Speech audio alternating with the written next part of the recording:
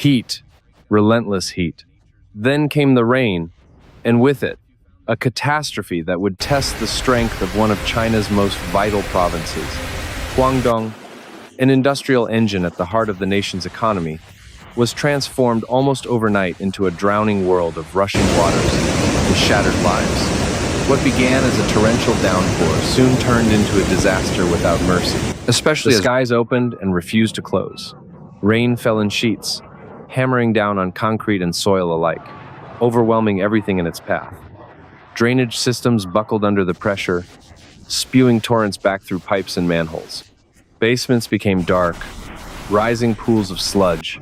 Service tunnels filled with a choking mix of water and debris. Families, trapped inside their own homes, watched in disbelief as the flood climbed stair by stair, devouring floors that only hours before had felt increasing safe. In frequency on the roads and intensity. The destruction struck with merciless speed. Highways that carried millions each day began to crack and collapse under the assault of water and landslides. Bridges that connected entire regions gave way, swallowed by rushing currents that tore at their foundations until nothing was left. Vehicles were abandoned mid-journey, engines sputtering as drivers scrambled to safety. The great arteries feeding the Pearl River Delta, the lifeline of Guangdong's trade, were severed. In the cities, life sputtered and fell silent. Shopfronts vanished beneath muddy rivers.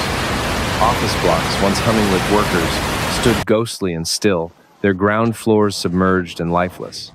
In underground parking lots, cars floated like toys in a giant bath, their windows pressed against ceilings, their metal frames groaning as water filled every hollow. Electrical systems short-circuited and died.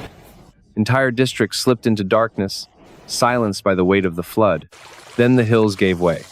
Landslides thundered down, ripping entire slopes apart, spilling trees, boulders, and soil across narrow mountain roads. Retaining walls crumbled, foundations buckled, and homes perched on hillsides suddenly leaned at precarious angles, as if waiting for the earth beneath to vanish completely. Bulldozers and excavators rumbled in to clear the devastation. But for every load of mud removed, more shifted ominously above. The land itself seemed restless, unwilling to settle. Far from the cities, the countryside was no less battered. Fields that had for generations nourished families were ruined in a single night. Golden rice stalks drowned beneath endless sheets of water. Neat rows of vegetables disappeared under waves of silt and debris. Orchards stood in silence, fruit trees stripped bare or uprooted. Ponds once teeming with fish became raging channels, their stocks carried away downstream, leaving only churned mud and broken nets. For farming families who counted on this year's harvest to survive, the blow was not just physical but existential. The earth had betrayed them, and their future was left in doubt. Industry.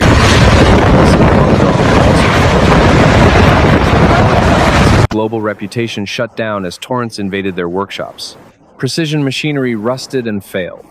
Storage halls filled with sodden packaging and ruined goods. Workers stood in ankle-deep water, staring at production lines reduced to twisted wreckage.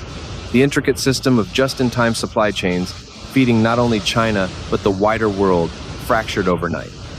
Deliveries were halted, orders went unfulfilled. Each hour of silence in the factories compounded the economic ruin. Public infrastructure strained beyond breaking. Power stations fell dark as transformers drowned, leaving neighborhoods without electricity for days. Telecom towers sputtered and died, cutting communications in entire districts. Residents found themselves isolated, unable to reach loved ones, unable even to call for help. Emergency crews worked through the night, their flashing lights cutting through rain and fog, repairing one site only to discover another crisis erupting nearby. Each success was fleeting, each restoration temporary, and then came the hidden danger. Contamination. Floodwaters seeped into sewage lines and trash dumps, stirring filth into already churning rivers. The stench of rot and waste clung to the air. Health officials warned of infection, of sickness waiting in every cup of unclean water. Environmental teams mapped wetlands now suffocating under debris, rivers choked with sediment and plastic. The disaster had spread from water and mud into the very veins of the province's ecosystems. Now, as the rain begins to ease, Guangdong faces a road to recovery that promises to be longer and harder than the storm itself. Engineers walk the ruins of bridges, calculating what can be saved and what must be rebuilt from nothing. Agricultural inspectors pace drowned fields, measuring the soil, deciding whether it can ever yield crops again. Insurance teams slog through submerged warehouses, clipboards in hand, struggling to record losses too vast to tally. Families return to homes stripped bare, their belongings unrecognizable, their walls stained with the high water mark of despair. Yet, amid the devastation lies the question of resilience. Can this province, so vital to China's heartbeat, rise from the wreckage? Roads will need to be laid anew, towers rewired, farms nurtured back from barren mud, factories rebuilt and restarted. Ordinary citizens, workers, and farmers must find strength where exhaustion reigns. The recovery will not be swift, and it will not be simple. But Guangdong has no choice but to endure. This was not just a storm. It was a confrontation with fragility, a reminder that beneath the glittering facade of industry and modernity lies a landscape vulnerable to the fury of nature. As the waters recede, the province stands at a crossroads, forced to reckon with what was lost, and to summon the courage to begin again. The disaster has etched itself into the land and into memory. And though the road ahead is uncertain, one truth remains.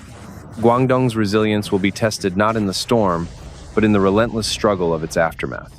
Storms remind us how fragile progress really island Guangdong's disaster shows both sides. The resilience of people and the vulnerability of systems built to last.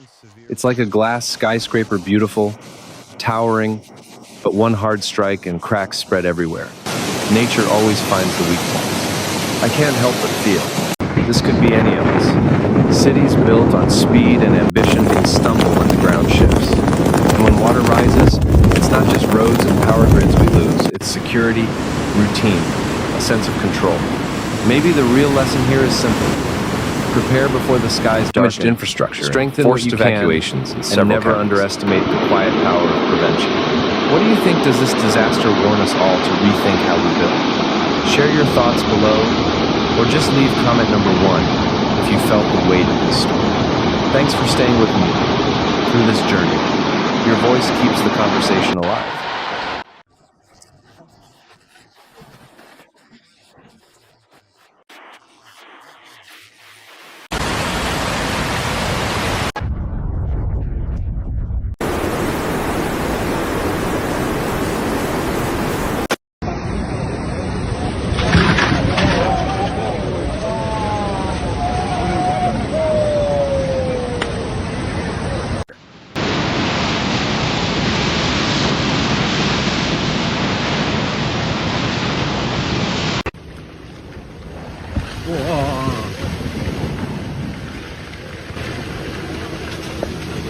Many of what happened.